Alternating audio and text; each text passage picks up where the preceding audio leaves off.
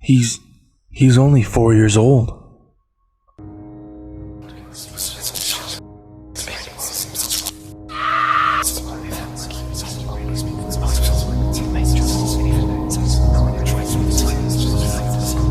My 4-year-old son woke up with a head full of gray hair.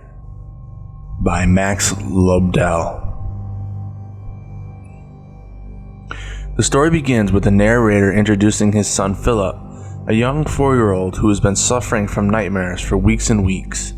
Philip has been having trouble with night terrors, and he screams all night long due to it. The occurrences have been happening so often that him and his wife have been taking turns with helping Philip and acting like it's something that is almost normal at this point. One night was different from the rest though. As the narrator was laying in bed listening to his wife trying to comfort his son, all of a sudden she began to scream too. So he ran into the room and found Philip with a head full of gray hairs, miraculously out of nowhere. Due to the immediate change from black hair to the gray hair that he has now, they took him to the hospital. The doctors immediately ran a multitude of tests, but determined that the only way that they could find out what was going on is that if they did a sleep study on Philip. The narrator and his wife agree and bring Philip to the doctor to run these tests. It is observed that Philip is obviously fighting his sleep, as he is completely afraid of what might happen if he does close his eyes. After falling asleep, Philip's brain functions are normal for a while, but then all of a sudden they begin to spike and begin to act erratic. During this, Philip begins to scream and the parents run to go to comfort him. At this point, the doctors stop them, knowing that the only way for them to get accurate readings is for Philip to actually go through this painful event. After a long screaming fit, Philip stops and opens his eyes. The doctors realize that he's in REM sleep at this point. He begins to open his mouth as if he's going to scream, but no noise comes out. He keeps opening until his jaw finally unhinges and dislocates. While this horrifying turn of events are happening, the narrator's eyes are glued to the monitor, as there is something happening. He says that as the spikes are showing up on screen, they're creating a hideous growling face, and then the story immediately ends. This is another instance of a story being very short and there being a lot of speculation that has to be done. I think when the narrator is looking at the monitor, it is showing that Philip is being possessed by his future self, hence by the gray hairs. The growling face would be himself trying to take over his younger self and maybe being malicious intent that maybe his older self is not being a good person when he's doing this. The idea that maybe his future self is trying to take over his younger self to maybe stay alive is kind of what I was thinking what is kind of the case.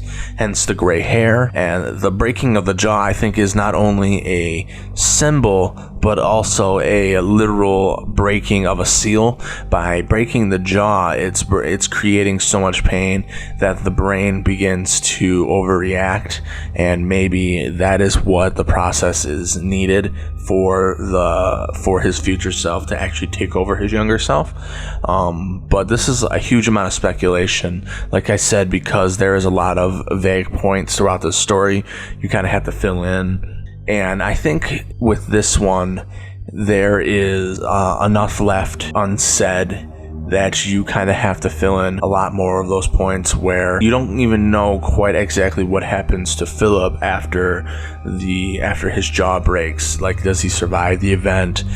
Do his parents survive the event? What is actually happening?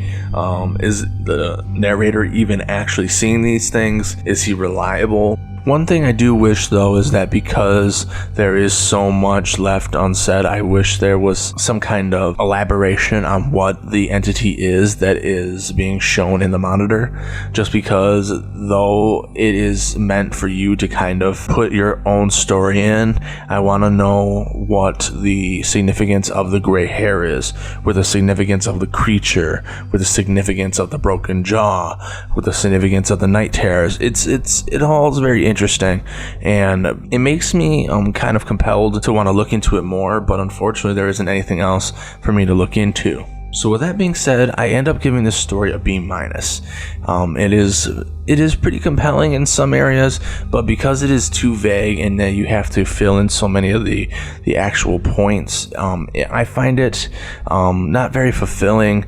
And though I don't fully think that a story needs closure to necessarily be good.